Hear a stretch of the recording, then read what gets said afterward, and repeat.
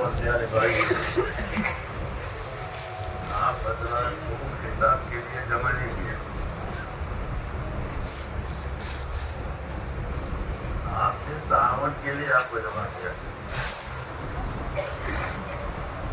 اس کے لیے تعاون کے لیے جمع کیا کہ آپ تعاون کریں۔ یہود نصارہ کے علماء سے حضور یہ چاہتے تھے کہ تم لوگ میری تصدیق کرو، مشرکین تو نہیں پہچانتے، تم تو پہچانتے ہو، یعرفونہ کما یعرفون ابناءہم، تم لوگ میری تصدیق کرو، مجھے تصدیق مت لو، مگر انہوں نے تصدیق نہیں تو قوم محروم ہوئی۔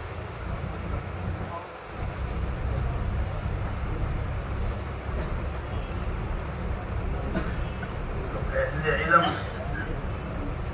کا وجود جو ہے وہ بڑی نعمت ہے، جیسے علم کا وجود بڑی نعمت ہے، ایسے علم کا وجود بھی بڑی نعمت ہے،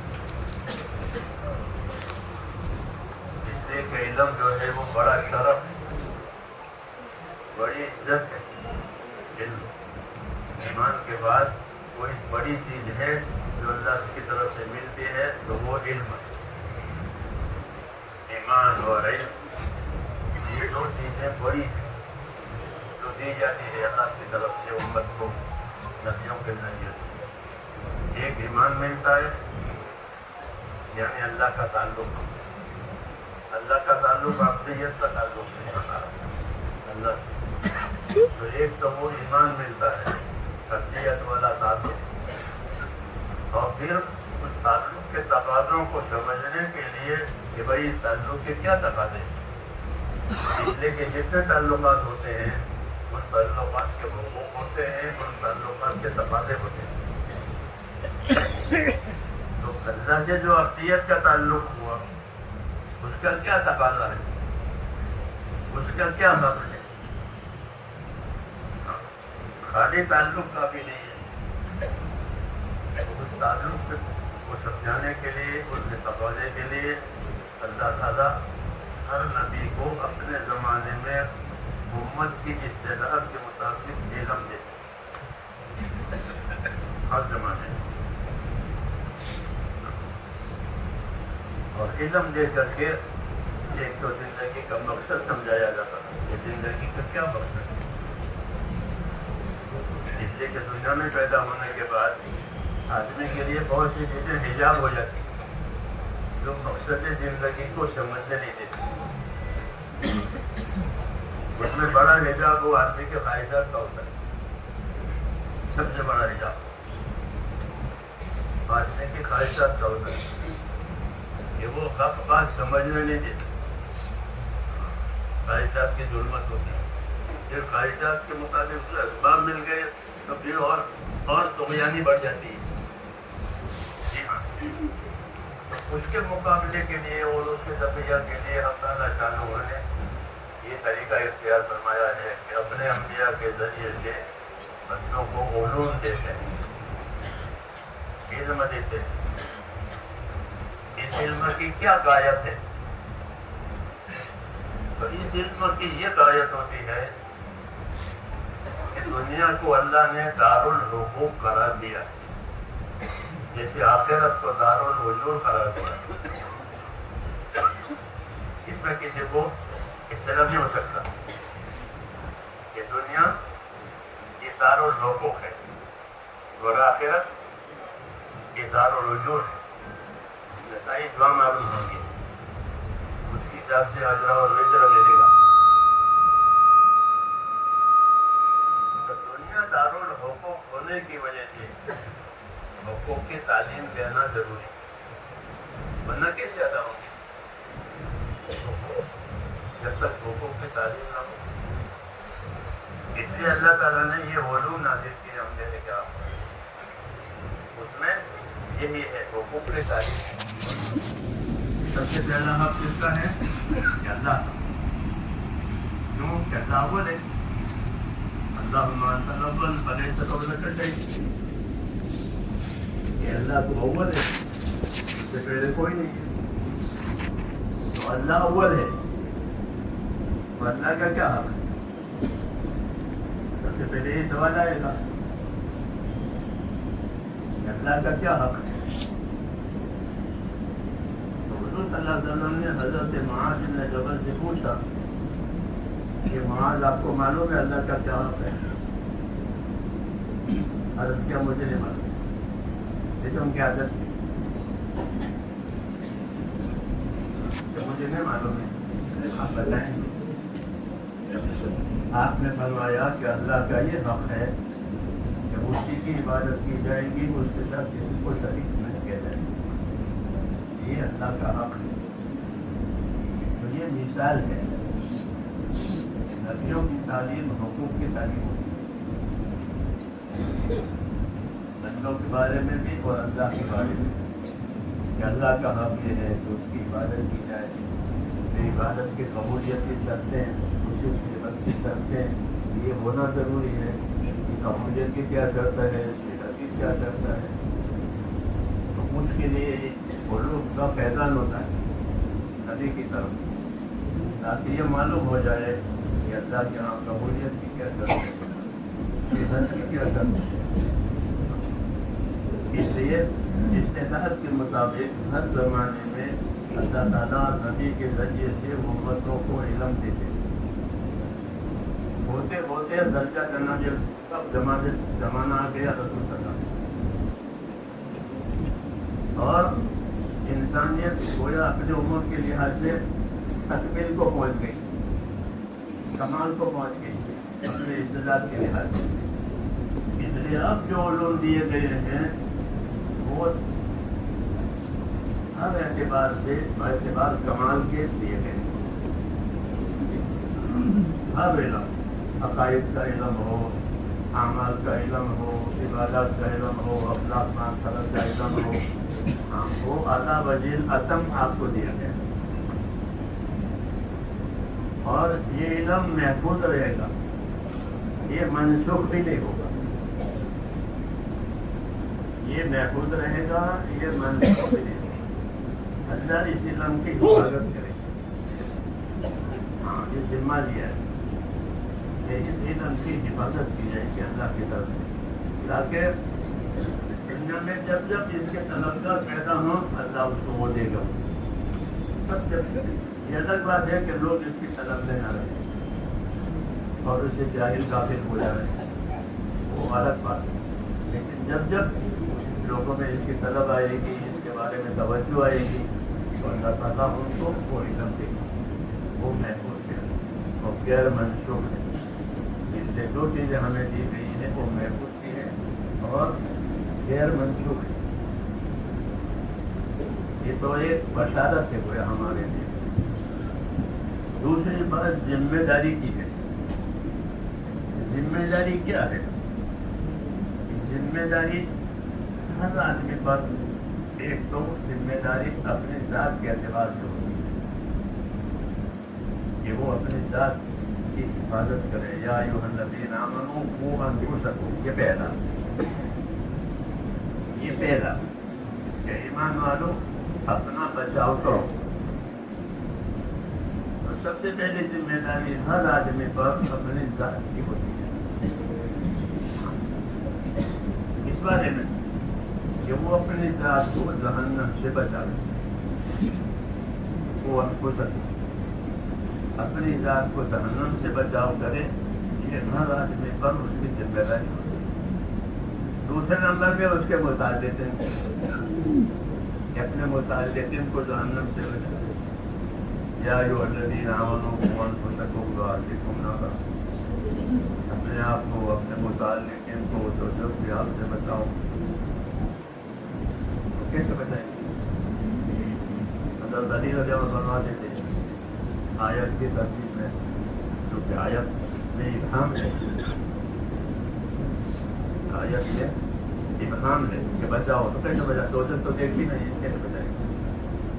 کوئی چیز دیکھے تو اس سے بچاؤ کریں، جب دیکھیے نہیں تو کیسے بچاؤ کریں؟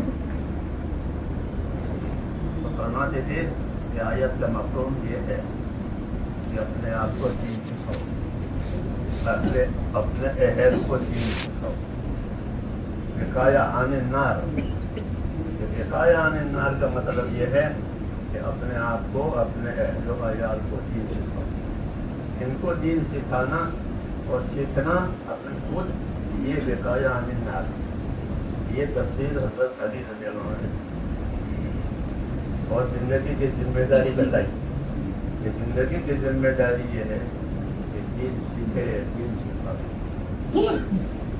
کیونکہ حضور صلی اللہ علیہ وسلم پر اللہ نے علم اتارا، کوئی مال وغیرہ آپ پر نہیں آیا حدیثوں میں کہ میں ایسا نہیں ہوں کہ مال ہو تجارت کروں، یہ میرا کام نہیں ہے، بلکہ اللہ تعالیٰ نے آپ کو علم دیا۔ ایمان کی دعوت کے بعد اور ایمان کے قبولیت کے بعد سب سے بڑی ضروری چیز جو ہے وہ ہے کہ زندگی میں علم آ جاؤ۔ اس لیے علم کا سیکھنا ہماری شریعت میں فرض ہے، علم دین کا سیکھنا ہماری شریعت میں کیا ہے؟ فرض ہے۔ ہر مسلمان مرد پر، ہر مسلمان عورت پر، اور اس فرضیت کی کوئی مقدار نہیں ہے، بلکہ جو جس حال میں ہو اس حال کا علم اس پر ضروری ہے۔ جیسے پوشاک ضروری ہے، سفر کا پوشاک، گھر کا پوشاک، رات کا پوشاک، نیند کا پوشاک، ایسے یہ علم کہ جو جس حال میں ہو اس حال کا علم اس کے لیے ضروری ہے، تاکہ وہ اس حال کا عمل جہالت سے نہ کر پائے بلکہ علم سے کرے۔ اس وجہ سے جتنے حالات آتے ہیں اتنے احکام آتے ہیں، جتنے حالات آتے ہیں اتنے طریقے آتے ہیں۔ کسی کو اتفاق ہے نا بندہ، ہاں کبھی تو آپ نے چل سکے گا، ایک ہی بات ہو تو مختلف حالتوں میں کیسے چلے گا؟ اس لیے اصول تو ہوتے ہیں محدود اور طریقے ہوتے ہیں غیر محدود۔ اصول محدود اور طریقے غیر محدود، کیونکہ حالات غیر محدود ہیں، انسانوں کے حالات غیر محدود ہے، سفر بھی ہے، حضرت بھی ہے، مرض بھی ہے، سیرت بھی ہے، دشمنی بھی ہے، دوستی بھی ہے، رنج بھی ہے، خوشی بھی ہے، جی ہاں حالات ہے۔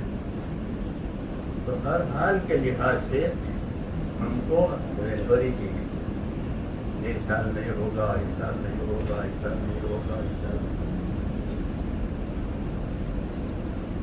اس لیے جو جس حال میں ہو اس حال کا علم وہ سیکھے، لیکن علم فرض کفایہ،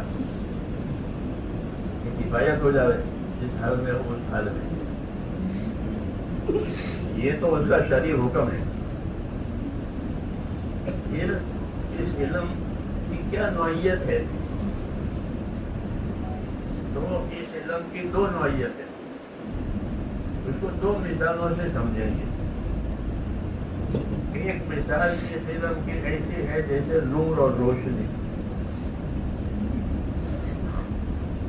وَأَنزَلْنَا إِلَيْكُمْ نُورًا مُبِينًا، یعنی قرآن کا یہ نور نازل ہو، اور ایک نور قرآن کریم ہے، ایک نور سنت رسول ہے۔ قَدْ جَاءَكُم مِّنَ اللَّهِ نُورٌ وَكِتَابٌ مُّبِينٌ۔ اس آیت کا نور سے مراد سنتوں کا نور، پہلے آیت سے مراد نور سے مراد قرآن کریم کا نور۔ یہ دو نور دیے گئے ہیں۔ قرآن میں احکامات ہیں اور سنت میں ان احکامات کے طریقے ہیں کہ اس احکام کو کیسے عملی شکل دیں گے۔ نماز قائم کرو تو اللہ نے فرما دیا، تو اللہ تو نماز پڑھ کے نہیں بتائے گا، اللہ کی بناؤ الورا ہے، نماز کو بتائے گا۔ نماز بتائیں گے اللہ کے نام صلو کما رأیتمونی اصلی، کیسی نماز پڑھنا جیسے مجھ کو نماز پڑھتے ہوئے دیکھا. یہ عنوان ہے کہ جیسے مجھ کو نماز پڑھتے ہوئے دیکھا ہے ایسی نماز پڑھنا. مراد یہ ہے کہ جیسے مجھ کو دین پر چلتے چلاتے ہوئے دیکھا ہے ایسا تم بھی کرنا. نماز کا نام ہے اور مراد دین ہے. یہ ہے تسمیت الکل بے اسم الجز. اس طرح سے جیسے مجھے دیکھا ہے ایسا کر. جو علوم حضور صلی اللہ علیہ وسلم کی طرف آتے گئے، ایک تو اس کی تدبیر اپنی زندگی سے بتائیں کہ اس کو ایسا کرنا ہے، ایسا کرنا ہے، ایسا کرنا. اور یہ تدبیر ان لوگوں کے لیے ہوئی کہ جو اس کے طالب تھے. لیکن جو لوگ تعلیم نہیں کہ ان کا کیا، ان میں تو طلب ہی نہیں ہے، وہ تو چاہت میں ہی نہیں ہے. اس کے لیے یہ طریقہ اختیار کیا گیا کہ جن میں طلب نہیں ہے ان کے لیے اس علم کی دعوت.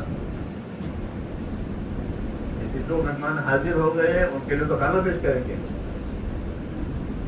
کیوں؟ ان کی حاضری کا یہی تقاضا ہے. وہ جو میں نہیں آئے کہ ان کو بلاؤ، ان کو بلاؤ کہ کھانے کا وقت ہو گیا. ایسے ہی ہے جو موجود ہوتے ہیں ان کو تعلیم دی جاتی ہے اور جو نہیں ہوتے ہیں ان کو دعوت دی جاتی ہے. جو موجود ہوتے ہیں ان کو تعلیم دی جاتی ہے اور جو موجود نہیں ہوتے ہیں ان کو دعوت دی جاتی ہے تاکہ وہ بھی شریک ہو جائے. یہی کیا، جو موجود ہوئے ان کو تعلیم دی اور جو موجود نہیں ہوئے ان کے لیے دعوت کہ ان کو بلاؤ. کیونکہ یہ علم اس کی مثال ایسی ہے جیسے کہ آسمان سے اترنے والا پانی. مثل ما بعثنی اللہ من العلم والہدی کمثل غیث. بخاری شریف کی روایت ہے کہ جو علم ہے حکمت پروردگار نے مجھ کو دی ہے اس کی مثال ایسی ہے جیسے کہ آسمان سے آنے والا پانی. تو آسمان سے آنے والے پانی کی کیا خاصیت ہے؟ آسمان سے آنے والے پانی کی خاصیت یہ ہے کہ وہ زمین کی تمام مخلوق کے لیے باعث ہدایت ہے اور باعث حیات ہے. حیات کا ذریعہ ہے پانی. اگر پانی بند ہو جائے تو زمین کی مخلوق زندہ نہیں رہے. وجعلنا من الماء كل شيء حي. پانی سے ہم نے ہر چیز کو کیا بخشی ہے؟ یہ حیات بخشی ہے، زندگی بخشی. تو جس طرح یہ مادی پانی حیات کا ذریعہ ہے، اسی طرح حضور صلی اللہ علیہ وسلم نے اپنے علوم کو پانی سے یہ علوم جو ہے یہ بھی پانی کی طرح سے، مگر یہ مانوی حیات کے لیے ہے. مادی حیات کے لیے تو یہ پانی ہے اور تک جو جس کو وہ مادی کہلاتی ہے. موت کے بعد بھی جس کی ضرورت پڑے وہ مانوی کہلاتی ہے. تو اس کے لیے اللہ تعالیٰ نے علوم نازل کیے.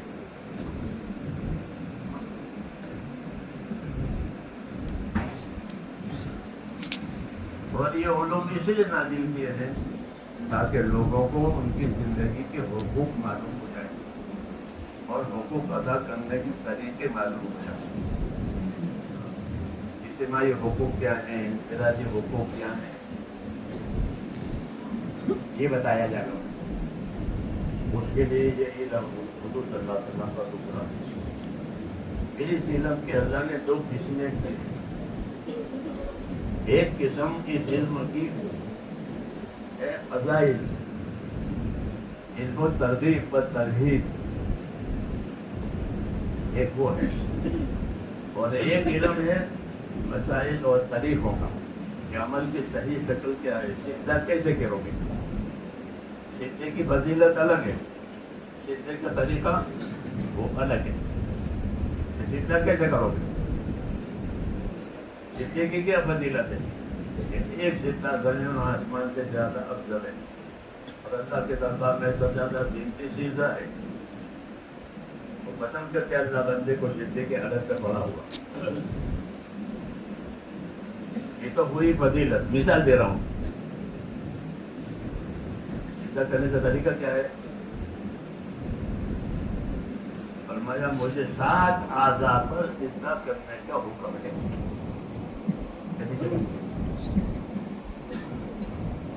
کہ مجھ کو 7 اعضاء پر سیدھا کرنے کا حکم دیا گیا ہے اللہ کی طرف سے. یہ سیدھا کرنے کا طریقہ ہوا. یہ سیدھا کرنے کی فضیلت ہے. اسی طرح 2 علم ہم کو دیے گئے زندگی میں. ایک فضائل کا علم دیا گیا اور ایک مسائل اور طریقوں کا علم دیا گیا. اور دونوں دینی زندگی کے لیے ضروری ہے. فضائل کا علم مقدم ہے کیونکہ فضیلت جانے گا تو عمل کرے گا، اور عمل کرے گا تو طریقے کا محتاج ہوگا. اس لیے مقدم ترغیب ہے کہ پہلے ترغیب دی جائے گی، فضیلت دی جائے گی، برکتیں بتائی جائے گی. بھائی یہ برکت ہے، یہ ہوگا، یہ ہوگا، یہ ملے گا، یہ ملے گا. اب طبیعت تیار ہو گئی. طبیعت تیار ہو گئی تو اب ان کو طریقہ بتایا جائے، کیونکہ جو عمل طریقے کے مطابق ہوگا خوشی کی فضیلت ملے گی، جو عمل غلط ہوگا اس کی فضیلت تھوڑی ملے گی. تو اس طرح امت کو دونوں علوم سے وابستہ کیا گیا. فضائل کا علم تو اس لیے ہے تاکہ وہ خود اپنے عمل کی قیمت پہچانے، اس کا نفع جانے. کیونکہ ہر تاجر جو ہے وہ اپنی چیز جو بیچتا آئٹم اس کی اصل قیمت بھی اس کے ذہن میں ہے، اور اس پر کیا نفع لے رہا ہے وہ بھی اس کے ذہن میں ہے. ایسا کوئی تاجر نہیں ہوگا کہ جو اصل مدت بھی نہ جانے اور نفع بھی نہ جانے. ایسا کوئی ہے؟ وہ تاجر ہے کہ نہیں وہ خاسر ہے، یعنی کھوٹ کھانے والا ہے. وہ کھوٹ کھانے والا ہے، خاسر ہے، تاجر نہیں. تو ہر انسان دنیا میں تاجر ہے، میں بھی آپ بھی. ہاں کل الناس یغدو فبائع نفسہ موبقها وموتقها. یقین کا مضمون ہے کہ ہر آدمی کی صبح شام ہوتی ہے اور اس میں وہ سودا کرتا ہے. اس شعبے میں کچھ خسارہ پائیں گے، کچھ نفع پائیں گے. کچھ اپنے آپ کو ہلاک کریں گے کھوٹ کھا کے، کچھ نفع کر کے سرفراز ہو جائیں گے. کل الناس یغدو فبائع نفسہ موبقها وموتقها. یا تو اپنی جات کو عذاب سے چھڑا لیں گے، آزاد کر لیں گے، یا عذاب مبتلا کریں گے. ہر آدمی اپنی زندگی میں سوداگر ہے. ہاں اپنی صلاحیت لگا رہا ہے یا کھوٹ میں یا نفے میں.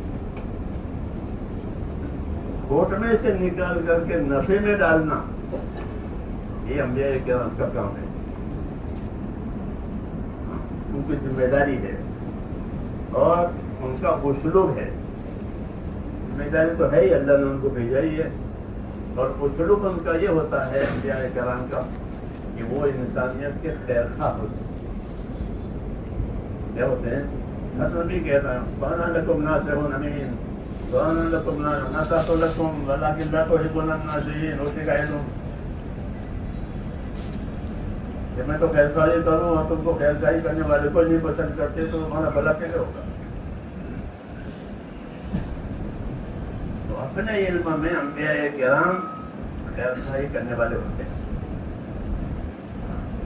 لوگ ان کو پہچانتے نہیں ہیں، ان کے کام کو بھی پہچانتے نہیں. ظاہر ہے اس لیے وہ صبر کرتے ہیں، اپنے مقصد میں صبر کرتے ہیں. سب سے زیادہ ذمہ داری نبیوں پر صبر کیا گیا. جتنا بڑا نبی اتنا بڑا صبر. ہاں اپنی ذمہ داری کے لیے کہ وہ صبر کے ساتھ اپنی ذمہ داری پوری کرتے ہیں. اور یہ دو علم لوگوں کو دیتے ہیں، ایک ترغیب کا علم جس سے ہر آدمی اپنے عمل کا کمال مانتا، دوسرا شریعت کا علم. شریعت کہتے ہیں طریقے کو، طریقوں کا علم، طریقوں کا علم. اسلام کی فضیلت ستہ کم ستہ قدری، نماز کی فضیلت نماز کا طریقہ، طریقوں کا علم. یہ دو علم ہوتے ہیں. مقدم فضیلت کا علم اس لیے ہے کہ اس سے ترغیب ہو کہ کوئی چیز کے اس سے ایسا تو اس کی ایڈورٹائز ہوتی ہے، لوگوں کے لیے ترغیب دی جاتی ہے. یہ ٹینشن ہوتا ہے ایسی ہی جہاں پہلے لوگوں کو ترغیب دی جائے گی کہ یہ دیں گے، یہ دیں گے، یہ دیں گے، یہ ملے گا، یہ ملے گا، یہ پریشانی دور ہو جائے گی، یہ کام بن جائے گا، تو اسے وہی ترغیب. اب ترغیب کے بعد جب عمل کے لیے تیار ہوا تو عمل کی ذمہ داری بتانی کہ آپ کے ذمہ یہ ہے، آپ کے ذمہ یہ ہے، آپ کے ذمہ یہ ہے. اس لیے امتوں پر ان کی استطاعت کے مطابق علوم آئے گا. آخر میں جناب رسول صلی اللہ علیہ وسلم آئے اور امت بھی آخری آئی کہ پوری صلاحیت کے ساتھ یہ امت آ گئی. اس امت میں سب سے زیادہ صلاحیت ہے. الناس معادن كمعادن الذهب والفضة. یہ لوگ اپنی جگہ ایسے قیمتی ہیں جیسے سونے چاندی کے کانے ہوتے. سونا نکلا تو کرنسی بھاری ہو جائے گی، سونا نکلتا ہے. لوگ کیسے ہیں کہ سونے چاندی کے کانوں کی طرح، مگر سونا چاندی ہوتا ہے زمین میں اندر، کوئی نہیں جانتا کیا ہے. سونا اندر ہے، لوگوں پر پیشاب کرتے ہیں. تو کوئی قیمت سونے کی نہیں ہے جب تک کہ اس کو اس کے معدن سے نکالا نہ جائے. اس کے معدن سے اس کو نکالا جاتا ہے، اس کی جدائی سوائی ہوتی ہے، پھر اس کی قیمت دی جاتی ہے. آج یہ دام ہے سونے کے، آج یہ دام ہے، آج یہ دام ہے، اس کو بھاؤ دیا جاتا ہے. یہی انسانیت کا ہے کہ انسانیت اپنے خواہشات کے نیچے ہوتی ہے، اپنی نفسانیت، اپنے اغراض اس کے نیچے ہوتی ہے. قدرتی طور پر نبی آ کر کے ان کو اس میں سے نکالتا، خواہشات میں سے نکالنا. یہ جو ہمارا خروج ہے کوئی گھروں سے خروج مقصود نہیں ہے، وہ تو